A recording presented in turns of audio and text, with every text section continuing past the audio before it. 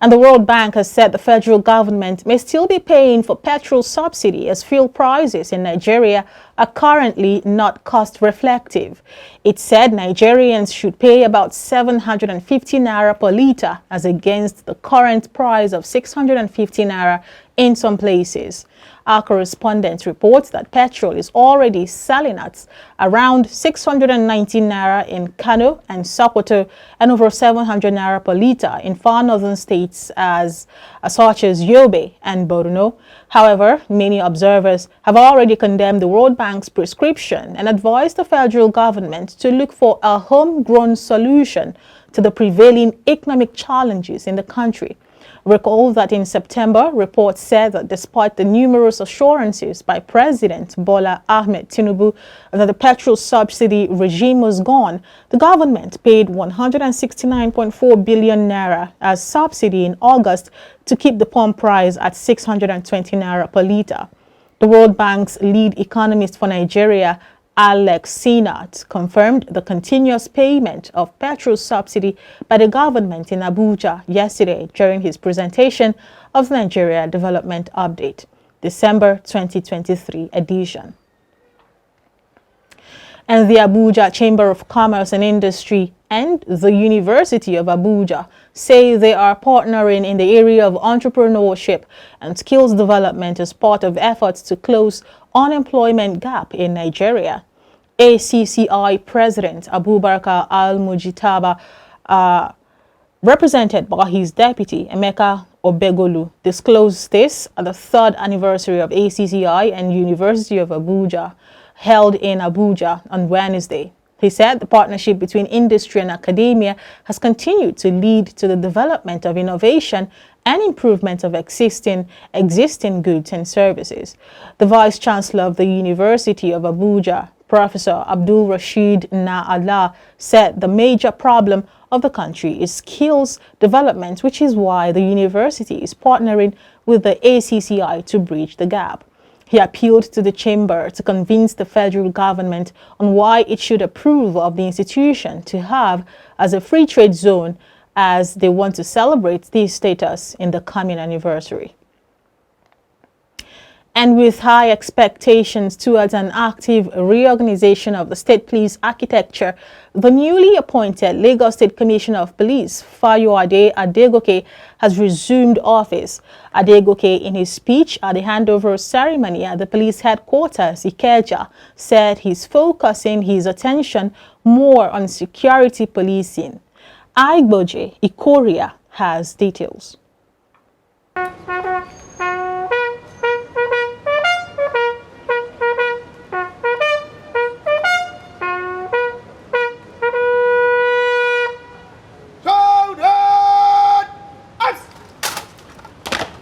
The newly appointed Lagos Commissioner of Police, Fayode Adegoke, after inspecting the guard of honor formed by officers at the command's headquarters in Ikeja, was received by the Acting Commissioner of Police, DCP Wahid Avilara. While pledging his commitment to his new appointment, CP Adegoke said his approach to crime fighting will be more of community policing. Adegoke said he will place emphasis on prevention than reaction. The CP said the police in Lagos under his watch will be professional and accountable to members of the public. Enforce the law and fight crime both by preventing it and aggressively pursuing violators of the law.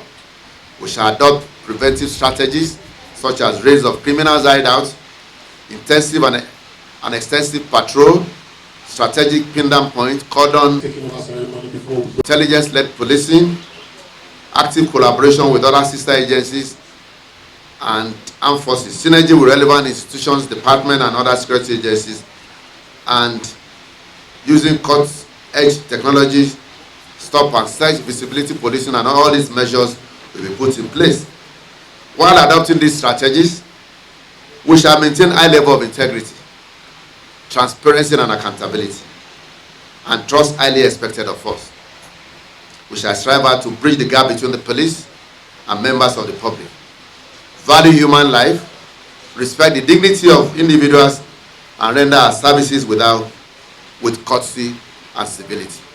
Outgone Acting Commissioner of Police, DCP Wahid Avilara, while appreciating officers and men of the command for their cooperation, says all actions taken during his tenure are not regrettable. I would like to seize this opportunity to thank all of you that stood by the management team pending the arrival of the substantive CP while we are acting in acting capacity, especially the DCOs, the DCA, before the formidable teams, and the DPOs and the area commanders.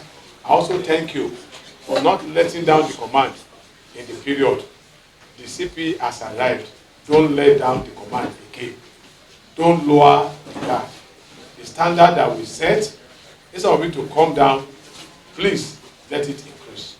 The newly appointed CP has served in various capacities before becoming the Commissioner of Police, Lagos State. iBrandTV reporting for iBrandTV News. And the Central Bank of Nigeria has reassured Nigerians that there are enough Naira notes in circulation to meet their cash needs. CBN's Acting Director of Corporate Communications, Hakama Ali, gave the assurance in a statement on Wednesday. This came amid growing apprehension over cash scarcity in different parts of the country, especially among bank customers. Ali, however, said Naira notes in circulation had increased from 1 trillion Naira in February to 3.4 trillion Naira in December. This, according to her, indicates that there is sufficient cash in circulation, which she blamed on the hoarding of the Naira by some persons due to the challenges they faced during the Naira redesign project. She said the CBN was monitoring the situation and had released sufficient cash to its branches nationwide for onward distribution to deposit money banks. She further urged members of the public to continue accepting all Naira notes while encouraging them to embrace alternative modes of payment, especially e-channels, to reduce the pressure on cash. And President Bola Ahmed Tinubu has approved the suspension, removal, and replacement of some chief executive officers under the Federal Ministry of Aviation and Aerospace Development. Presidential spokesman Ajuri Ngelale, in a statement on Wednesday, said the president took the action in line with his determination to bring world-class standards to Nigerian civil aviation in consumer protection and the promotion of the well-being of Nigerian passengers and other sectoral stakeholders. He said the managing director of the Federal Airports Authority of Nigeria, Kabir Yusuf Mohammed, was replaced with Olubumi Oluwaseun Kuku, while the managing director of the Nigerian Airspace Management Agency, Tayyib Adetunji Odunowo, was replaced with engineer Umar Ahmed Farouk. Ajuri said the Director General of the Nigerian Safety Investigation Bureau, Akinola Olateru, was replaced with Alex Bader Jr. The Director General of the Nigerian Meteorological Agency, Mansour Bako Matazu, was replaced with Charles Anosike, among others. All the above-mentioned directives of the President take immediate effect. And President Bola Ahmed Tinubu has sworn in Musa Adamu as the new chairman of the Independent Corrupt Practices and Other Related Offences Commission, ICPC, and that of the Federal Civil Service Commission, FCSC, Professor Tunji Olaopa, and 11 other members of the commission. The ICPC chairman served as the Attorney General and Commissioner for Justice in Jigawa State between 2019 and 2023, while that of the Federal Civil Service Commission is an academic and a former permanent secretary. Speaking to State House reporters after the brief ceremony, the chairman of FCSC, Professor Olaopa, said the first charge of the commission under him will be to make a scapegoat of corrupt elements soiling the service's image. Olaopa, who said he was disturbed by the situation, added that he will be working with security and law enforcement agencies in the process of redeeming the service's image. Also speaking to journalists, the new ICPC chairman, Musa Adamu Aliyu, said he would be leading the commission by example, just as he hopes to work to realize the Tinubu's administration's renewed hope agenda. And the Nigerian Bar Association Garki branch FCT has condemned the illegal harvest and trade of kidneys in the territory and its environs.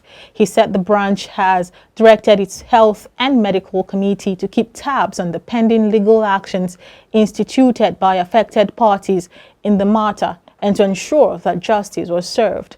The branch also enjoined relevant government agencies and professional bodies to work assiduously to nip the ugly trend in the bud by sanitizing and adopting a strict regulatory regime for organ transplants. The NBA said the shady, cruel, inhumane and offensive to Section 54 of the National Health Act 2024 that proscribes sell or trade in human organs.